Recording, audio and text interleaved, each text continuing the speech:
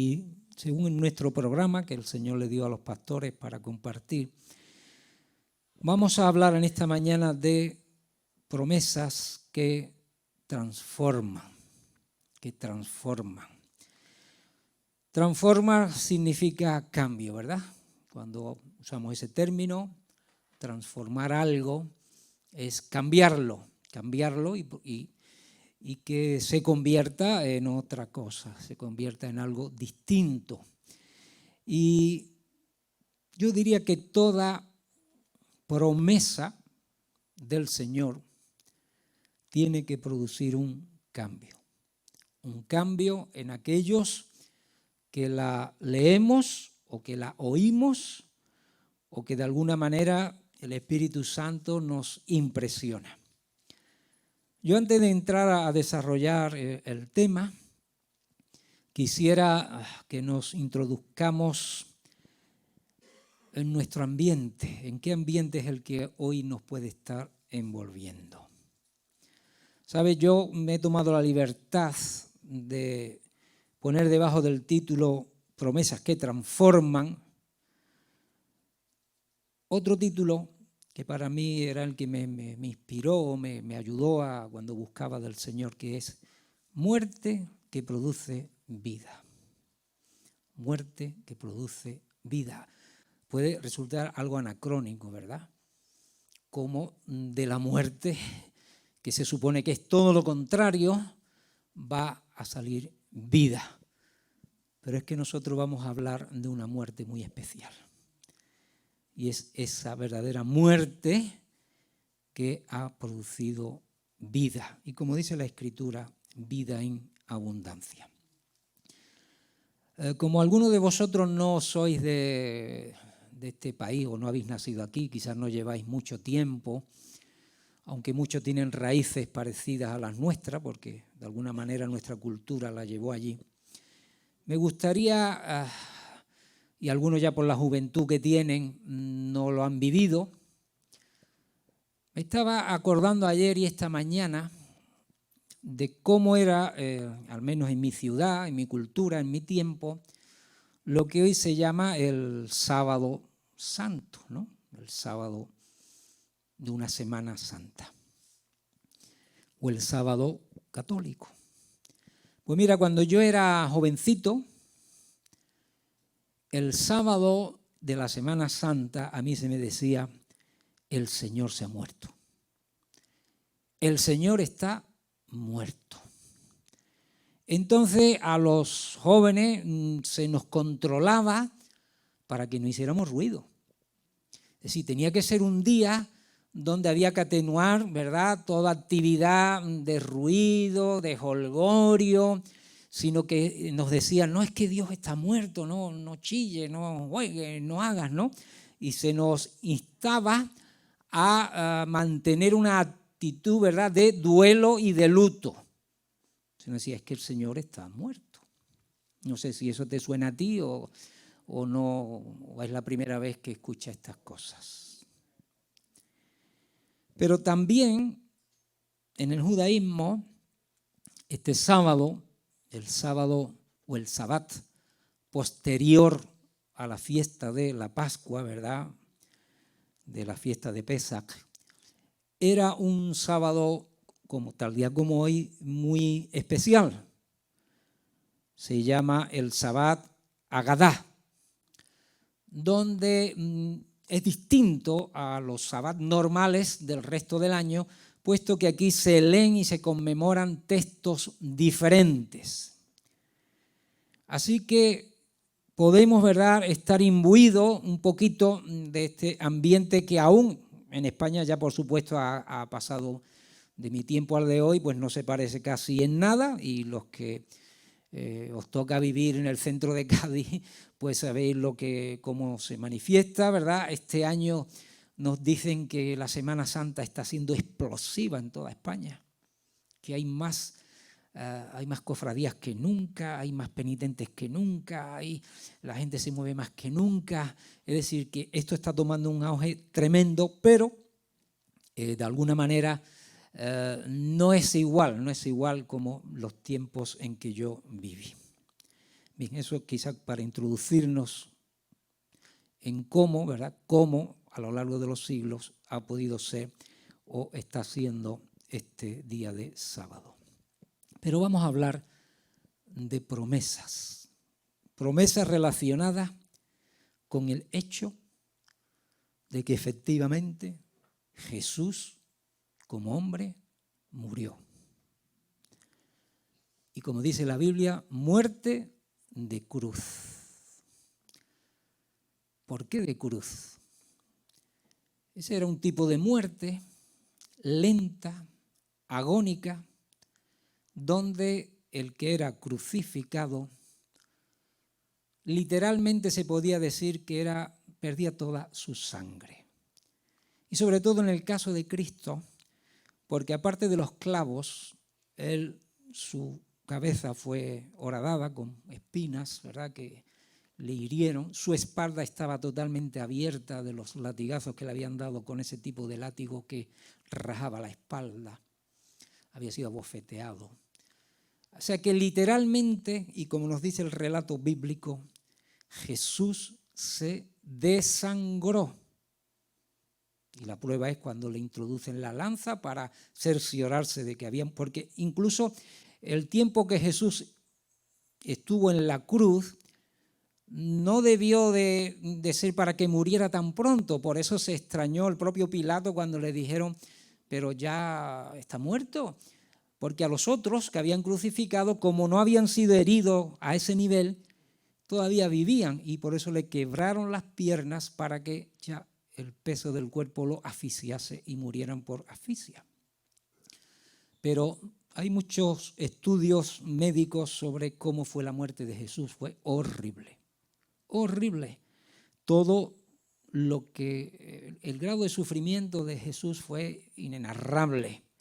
Y hay estudios médicos, como digo, que hablan y explican todo esto.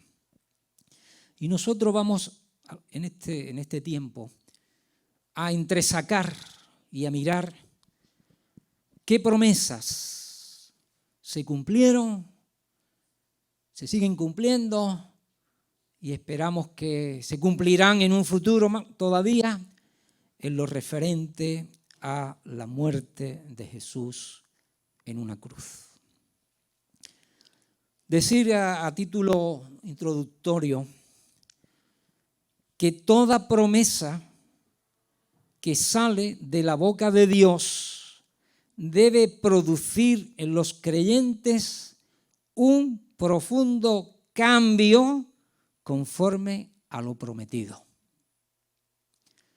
Si tú lees o bien oyes o te llega de alguna otra manera una promesa que ha salido de la boca de Dios, que Dios ha inspirado a un escritor, esa promesa debe de producir un profundo cambio en el que la recibe. Por eso, durante mi tiempo que fui incrédulo, el tiempo en que yo leía ciertas promesas de Dios, no me producían el cambio profundo que tiene que ejercer. Yo he visto escenas en la televisión, porque es que no para, ¿verdad?, la televisión y la prensa, de venga y venga y venga, de personas que enfocan las cámaras y están llorando literalmente. Mujeres, incluso varones, lágrima y lágrima cuando ven pasar la imagen de su devoción, normalmente muchos crucificados y muchas dolorosas, ¿verdad? Y esas personas se emocionan y lloran y otros le cantan y otros aplauden. Y entonces sí, verdaderamente hay un nivel de afectación porque la música, el ambiente, los sonidos, los olores, la preparación que ha habido, ¿verdad?, todo les está tocando para que sus ciertas emociones se manifiesten. Pero emociones que les durará quizás unos días y el resto ya pasará el tiempo hasta el próximo año, si es que viven lo mismo. Pero no debe de ser así las promesas de Dios, porque en el creyente debe producir un cambio profundo. Debe transformar nuestra manera de ser. Mira, la Biblia está llena de promesas para todos los seres humanos y especialmente para los que creemos en ellas. Está claro, porque hay gente que ni las cree, ni las lee, ni les preocupa, incluso las atacan. Pero lo que Dios dice es para toda la humanidad. Para los creyentes son promesas de salvación, buenas noticias, de ayuda, de consuelo, de acompañamiento, de vida eterna con Cristo en los cielos. Amén. Así que vengan promesas de Dios para mi vida, hermano. Dice que la Biblia están contadas, algunos han dicho que están contadas las promesas, yo no sé cuántas hay, a lo mejor alguno que ha leído algo dirá, pues en la Biblia hay 500 y pico promesas, no sé cuántas. Pero para mí, cada promesa de Dios debe producirme gozo y alegría. Amén. Porque para el creyente, para el que la cree, para el que la recibe, son promesas para vida eterna. Sin embargo, para los incrédulos son promesas de condenación eterna. Fíjate qué contraste. Ante una misma promesa, para el que la cree, la recibe, permite que se haga viva en él, obrará para salvación y vida eterna. Para el que rechace, se convierte en una promesa de condenación eterna. Si miramos qué significa el verbo prometer, pues yo he mirado y aquí hay una definición que sirve, por supuesto, es decir, y cuando dice decir se refiere a una persona.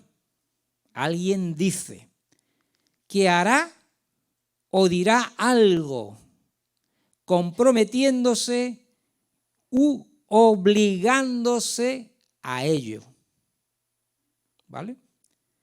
Así que prometer es cuando alguien dice que hará o dirá algo y se compromete y se obliga a ello.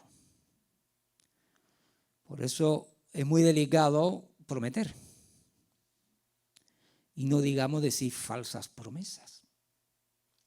Porque el que promete y no cumple o está falseando, quedará muy mal. Será tachado de mentiroso, de falso y perderá toda credibilidad. Por eso es bueno ante una promesa hacerse quizás algunas preguntas. ¿Quién hace la promesa? ¿Será una persona fiable? ¿Cuál es su testimonio hasta el momento que está emitiendo esa promesa? Quizás ha prometido antes muchas cosas y no las ha cumplido, entonces una más dirá, bueno, esto no hay que darle credibilidad. ¿Ha cumplido otras? En el caso que estamos y vamos a entrar, Dios mismo y Dios en la persona de Jesucristo es el que promete y se compromete con su palabra. Aleluya. Son promesas de Dios. Son promesas de Dios el Padre, de Dios el Hijo, de Dios el Espíritu Santo. No es la promesa mía, ni de la de ninguno de vosotros, que incluso a veces podemos prometer lo que en el fondo va a ser casi imposible que cumplamos, aunque hayamos puesto buena intención. Por eso dice la Escritura, cuidado cuando prometáis algo. No vayas a comprometer tu palabra en algo que no vas a poder cumplir. Entonces, lo primero es, ¿podrá Dios cumplir sus promesas? Amén, ¿no? Seguro, ¿no? Que si Dios dice esto se hará, se hará. Si esto no se hará, no se hará. Así que podemos fiarnos, confiarnos en quién es el que ha prometido. ¿Jesús tiene buen testimonio? ¿Será confiable? ¿Ha cumplido ya Dios sus anteriores promesas? Amén, ¿no?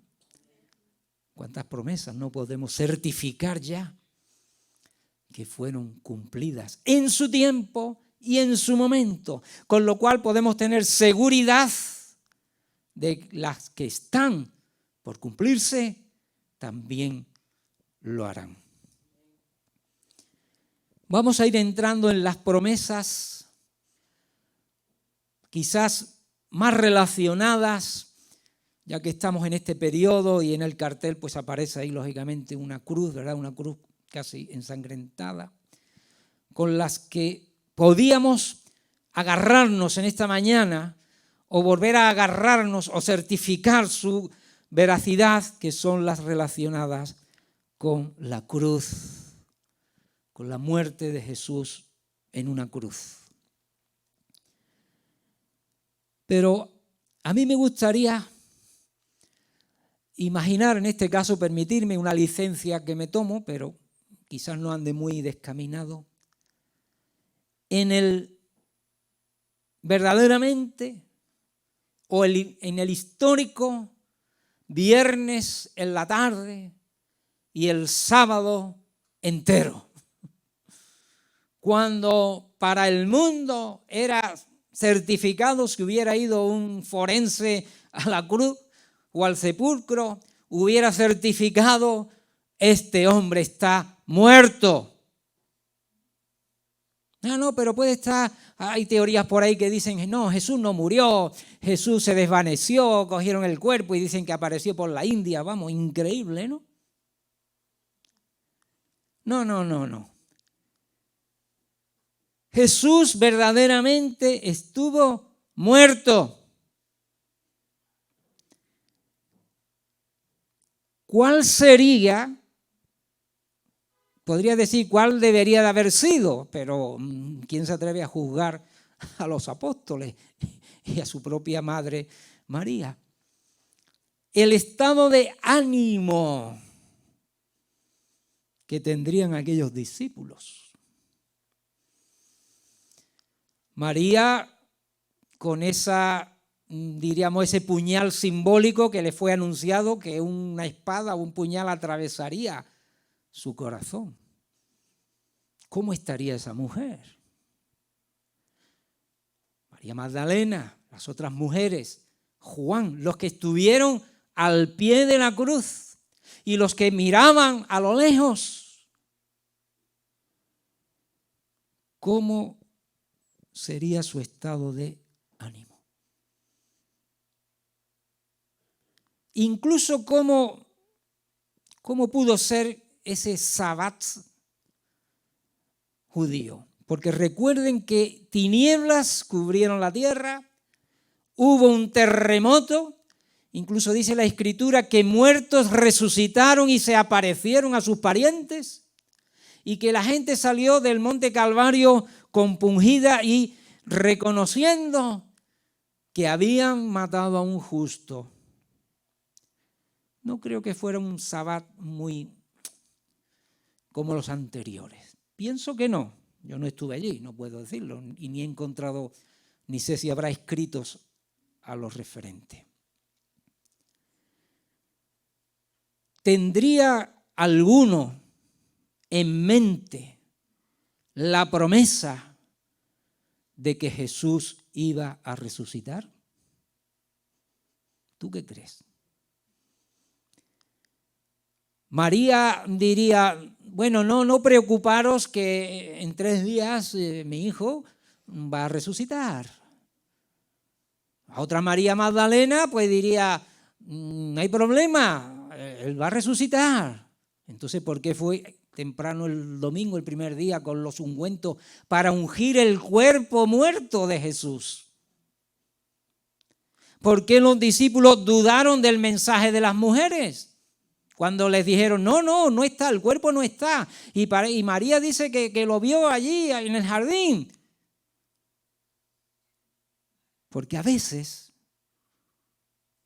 hay promesas que antes de su cumplimiento puede parecer que todo está perdido. ¿Cómo se va a cumplir esto? Si lo que yo veo, lo que yo percibo, es que está todo muerto.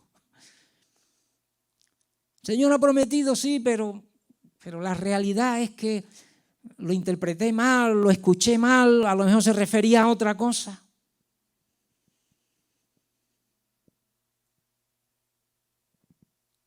Por eso, hoy muchas personas miran a la cruz y la pregunta es, ¿qué obtienen?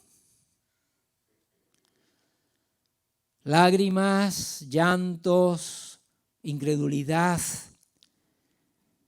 muerte. Porque verdaderamente la cruz nos recuerda a la muerte de Jesús. Pero nosotros, y creo que todos los presentes ya sabemos, que hay muchas promesas que están contenidas en el hecho de que Jesús tuvo que ser crucificado. Aleluya. Así que en esta mañana vamos a mirar a las promesas. Amén. Vamos a ir más allá de la muerte. Nosotros somos verdaderamente bienaventurados porque Cristo ya resucitó. Pero hermanos, seamos sinceros. Quizás hoy tengamos que resucitar algunas promesas de Dios. No sea que veamos solamente muerte, oscuridad, terremoto. En el Evangelio de Mateo, en el capítulo 26, versículo 28, Jesús preparó ya por última vez a sus discípulos para lo que iban a vivir y lo que iba a acontecer. Y en esa fiesta de Pascua especial, Él dijo, porque esto es mi sangre del nuevo pacto, que por muchos es derramada para remisión de los pecados. Aleluya. Ahí habló Jesús de derramamiento de su sangre. Jesús no iba a morir de un infarto o de un derrame cerebral o de una muerte accidental rápida. Él está hablando de que su sangre va a ser completamente derramada. Porque se estaba celebrando en aquellos momentos la muerte de muchos corderos que eran degollados y desangrados. Y Él iba a ser el cordero de los corderos. La palabra remitir significa perdonar o liberar a alguien de una obligación o una pena o castigo. Y Él les dijo, mi sangre va a ser derramada para remitir, para perdonar o liberar al mundo de sus pecados, de su castigo. Esa es una promesa tremenda, amén. Aleluya. Todos somos pecadores, todos estamos destituidos de la gloria de Dios, todos somos dignos de ir al infierno, ninguno superará el juicio de Dios justo y santo. Pero Él dice, mi sangre será derramada para remitir, que es para perdonaros y liberaros del castigo por el juicio eterno. Aleluya. Yo quiero esa promesa para mí. Yo estoy viviendo hoy esa promesa, hermano. La sangre de Jesucristo, dice, y a veces lo decimos tantas veces, nos limpia de todo pecado. Mi pecado ha sido cubierto. Soy justificado. A Cristo le fue imputado mi pecado. Así que en Él tengo salvación y vida eterna. Yo quiero que leamos, y por supuesto, espero que para ninguno haya, quizá algún presente, no sé, que sea ni mucho menos la primera vez, pero vamos a refrescar algunos textos, hermano. En Hebreos, en el capítulo 9, el versículo 12.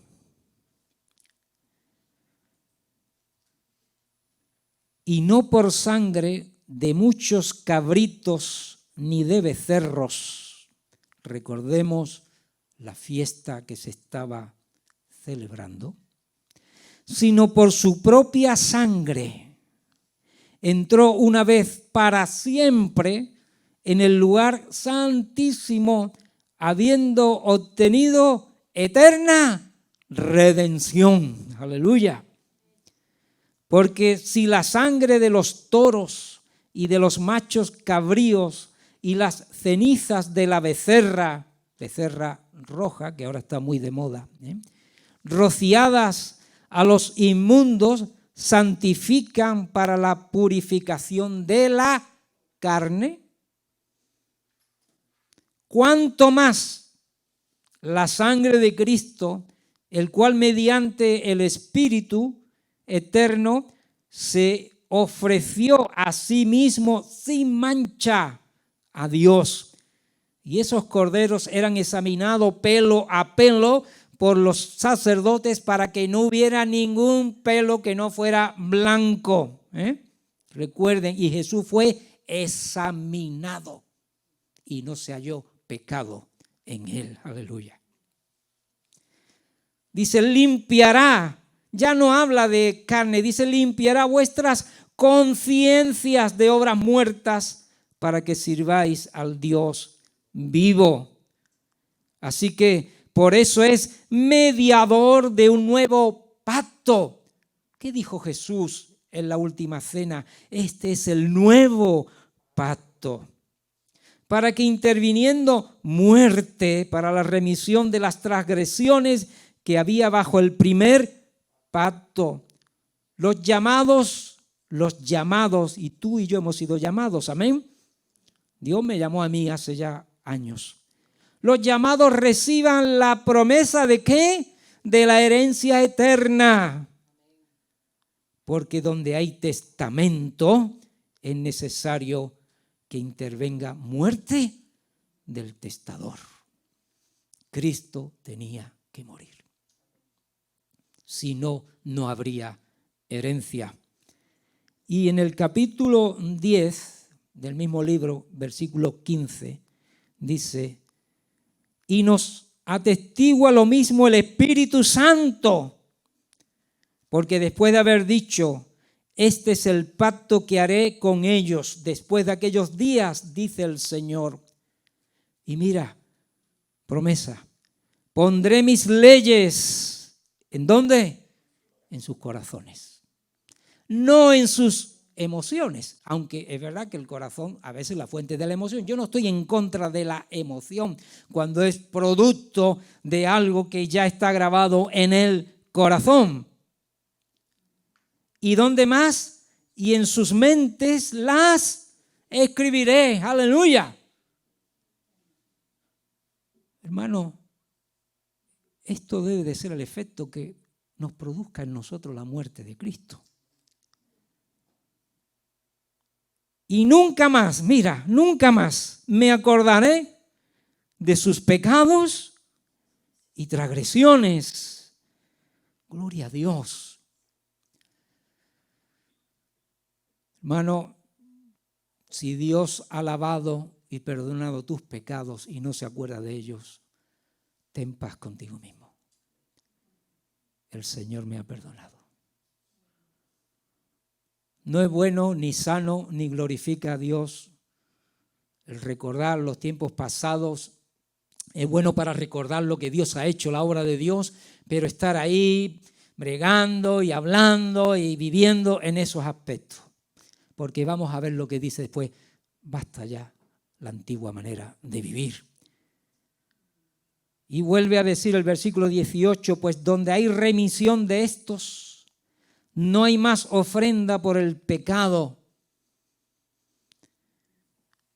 Se acabaron los sacrificios vanos que solamente llegaban a la epidermis, que había que repetir año tras año, sino que ahora la muerte de Jesús ha llegado a mi corazón y a mi mente. Aleluya. Y ha producido limpieza de pecado, de conciencia. Y como veremos en un momento, ha permitido que nazca la nueva criatura. Porque ya no hay ninguna condenación para los que estamos en Cristo Jesús. Dice la Escritura que el pecado entró en el mundo por un hombre, el primer Adán, y por un hombre tenía que ser completa la justicia o cumplida la justicia de Dios. Jesús, el nuevo Adán. Si vienes conmigo a 1 Corintios, al capítulo 15 y al versículo 21. Porque por cuanto la muerte entró por un hombre, también por un hombre la resurrección de los muertos. Porque así como en Adán todos mueren, también en Cristo todos serán vivificados. Oh, es verdad que yo tengo la herencia de Adán. Todos somos descendientes de Adán. Pero en Cristo Jesús somos nueva criatura. Por eso hemos nacido de nuevo. Yo ahora soy una persona vivificada. Tengo nueva vida.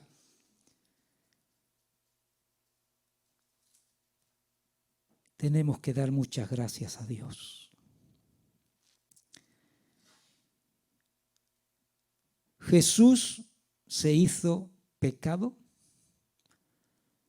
para que los nuestros, como hemos dicho hace un ratito, fueran imputados en Él. Cuando nosotros no hemos sido ni perdonados, ni lavados, ni regenerados por la obra de Jesús, nuestra conciencia nos estará diciendo constantemente y nos traerá nuestra maldad delante nuestra. Y a veces las personas dicen, ¿cómo me libraré de esta carga? ¿Cómo saldré de este peso de pecado y de maldad? En la segunda carta a los Corintios, capítulo 5 y versículo 21 creo, dice, al que no conoció pecado, por nosotros lo hizo pecado, para que nosotros fuésemos hechos justicia de Dios en él. Hermano, tú y yo ya hemos sido justificados. Nadie se atreva a recordarme mi vieja vida, mi vieja criatura, solamente si es para hacer alguna restitución. A mí hoy alguien me dice, pues Julio, tú hace no sé cuántos años te llevaste mi no sé qué. Ah, pues no lo sabía. Entonces sí, la Biblia habla de restituir. Y si es necesario, y nuestros antiguos pecados nos recuerdan malos hechos que debamos de restituir a nuestro prójimo, yo te digo, hermano y hermana, restituye. Pero que nadie ni nada nos condene por los pecados que ya han sido perdonados. Amén. Yo puedo haber sido horrible. Y el diablo muchas veces trata de venir a recordarte tu pasado malo, pecaminoso, horrible. Pero en ese momento hay que decir, Cristo ha sido mi justicia. Es verdad que era digno de muerte, era digno de condenación, pero Él ha tomado, se ha hecho pecado por mí y ahora la justicia de Dios me perdona. Imputar, dice, que es atribuir la responsabilidad de un delito a una persona. En política se está usando mucho ahora a menudo, pues tal político ha sido imputado de esto o imputado de aquello. Es decir, se le está acusando o se le está identificando como algo malo que ha hecho y que es digno de ser juzgado. Y si se demuestra esa realidad, será condenado. Cristo fue el que se imputó a sí mismo mis pecados. Él se hizo pecado por mí. Gracias, Señor, gracias. Gracias, porque yo tenía muchos pecados y muchas cosas de las cuales me hubieran llevado al infierno. Tenemos la gran y maravillosa promesa que si creemos que Jesús, Dios mismo, fue engendrado, se hizo hombre, murió a consecuencia de nuestros pecados y los llevó en la cruz del Calvario, nuestros pecados son perdonados y tendremos salvación y vida eterna. Hermano, yo me gustaría de verdad, me gusta ser breve, pero es que creo que la palabra de Dios es la que debe ser leída. Yo tengo aquí el texto, me voy a acercar a leerlo si no os importa. Colosenses 1, del versículo 20 al 23. Porque cuando leemos la palabra, a mí me salta esa palabra y me aprisiona.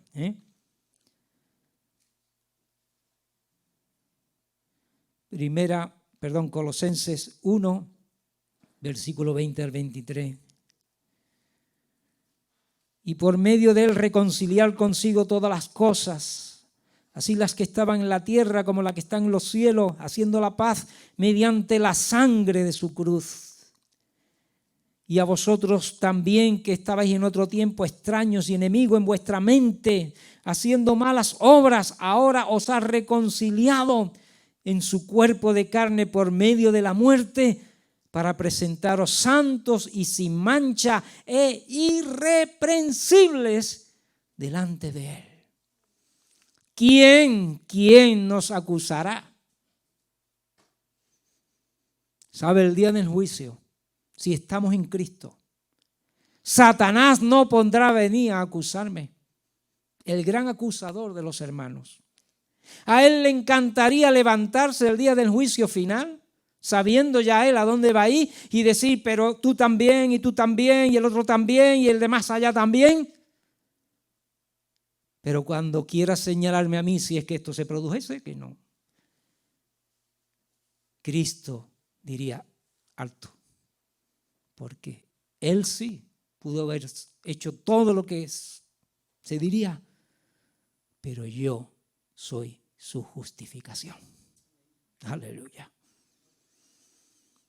En el capítulo 2, versículo 13, Y a vosotros, estando muertos en pecados y en la incircuncisión de vuestra carne, os dio vida juntamente con Él, perdonándoos todos los pecados, anulando el acta de los decretos que había contra nosotros, que nos era contraria, quitándola de en medio y clavándola en la cruz. Aleluya.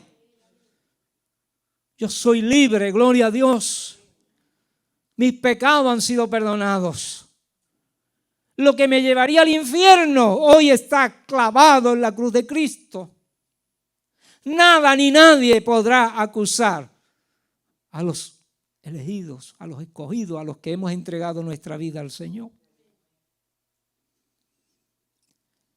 No voy a leer porque es muy conocido, Isaías 53, 10, 12. Él llevó el peso, herido fue por nosotros. Y habla de que verá el fruto de su aflicción. Y nosotros somos hoy el gozo de Jesucristo también. El día que tú te convertiste, hermano, hubo una fiesta en los cielos. Y yo no quiero que esa fiesta se acabe, ¿sabe? Que durante todos estos años en los cielos pudiera haber una fiesta por este pecador que un día se convirtió. Seamos fiesta para el Señor, amén. Seamos el fruto de su horrible muerte.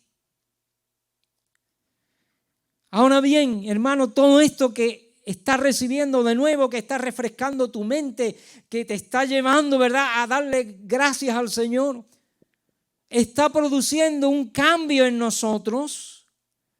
¿Cambiará esto nuestra vida, nuestra forma de ser, de pensar, de actuar? ¿Cambiará nuestros valores, nuestros propósitos, nuestras metas? ¿O será solo algo emocional? Pues yo te digo que sí, hermano. Tiene que cambiarnos. Aleluya. Si no, será un mero conocimiento sin mayor trascendencia. ¿Sabe? Lo normal es que esto produzca en nosotros lo mismo que ocurrió el día en que se predicó el primer sermón. Dolor por la causa de su muerte. Y hay mucha gente que llega a esa fase y lloran y se lamentan. Ay, pobrecito, lo que sufrió, lo que le hicieron. Él habla de lo que le hicieron normalmente, pero muy poco dice de lo que le hicimos. Porque después del dolor, por ser la causa de su muerte, viene el arrepentimiento. El amor hacia Jesús y el deseo de serle agradable y servirle. La Biblia dice o nos dice que será tanto nuestro amor y agradecimiento que no querramos más vivir en una vida de pecado. ¿Tú aborreces el pecado, hermano? Yo cada vez que peco me siento fatal, fatal. Y a mí se me va la boca y se me va la mente. Hasta aquí no se me ha ido nunca la mano, afortunadamente. Ni mis pies se han ido a donde no debían de ir. Pero sí que he dicho cosas que no me han gustado nada. Me he arrepentido de decir algo que después no estuvo bien. Y mi mente es asediada, ¿verdad?, a veces de muy malos pensamientos. Y yo lo paso muy mal. Porque la presencia de Dios en mi vida me lleva a aborrecer el pecado. A huir del pecado.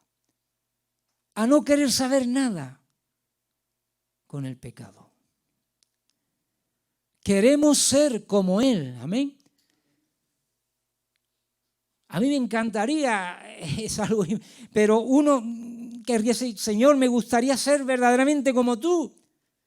La Biblia dice que tengamos la mente de Cristo, el sentir de Cristo, que Cristo se ha formado en vosotros. Esa debe de ser mi ocupación y mi preocupación y mi deseo.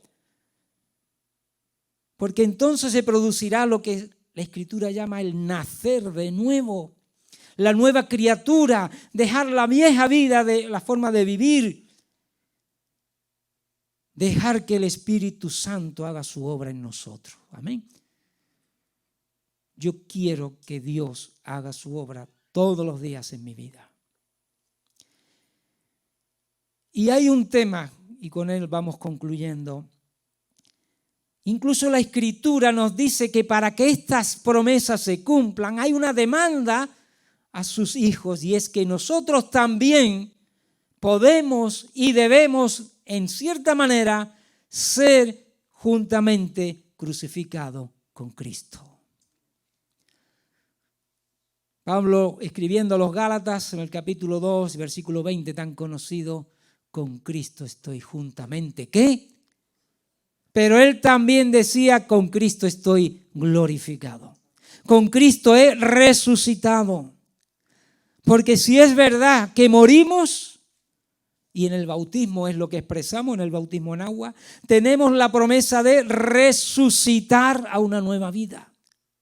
Alcanzar la vida celestial. Seremos vestidos de gloria y de inmortalidad. A mí esto, y yo ya que veo más cerca que muchos de vosotros, que se me acaba la gasolina, y que las piezas ya van chirriando, digo, Señor, pero si dentro de nada estoy vestido en gloria, si dentro de nada tendré vestiduras celestiales, eso es para estar gozoso, aleluya. Pablo decía, he acabado la carrera, ¿verdad? Él ya sabía que ya veo la meta, ya estoy llegando al final. Mira, hay un texto que nos debe de gustar por cómo nos llamamos nosotros. En Mateo 13, versículo 43, habla de la parábola de la cizaña, pero dice, la buena semilla son los hijos del reino. Y más adelante dice, entonces los justos resplandecerán como el sol en el reino de su Padre. El que tiene oídos para oír, oiga. ¿Tú crees que esta promesa se cumplirá o no? Si se han cumplido todas las anteriores, yo sé que un día resplandeceré como el sol en el reino de mi Padre. No seré el sol es Cristo, pero sí que habrá resplandor. Yo te invito a que te pongas de pie, hermano, y vayas conmigo a un texto que hay en 1 Corintios 1, 18. Y vamos a prepararnos para orar y para buscar del Señor. Mira qué texto tan conocido. Porque la palabra de la cruz es locura para los que se pierden. Cierto. Aquí hay una promesa. Pero para los que se salvan. Esto es, ¿a quién? A nosotros. Es poder de Dios. Vamos a orar, hermano. Padre, gracias. Gracias.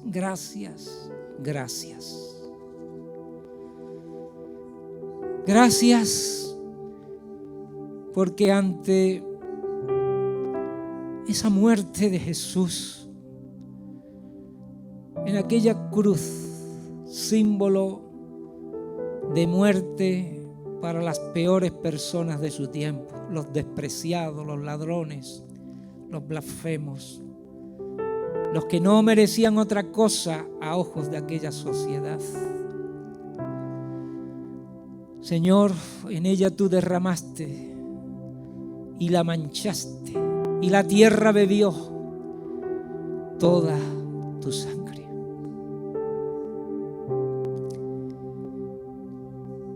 Tuvieron que reconocer después de tu muerte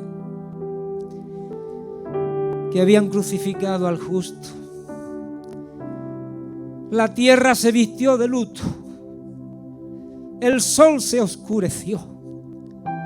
La tierra tembló y gimió.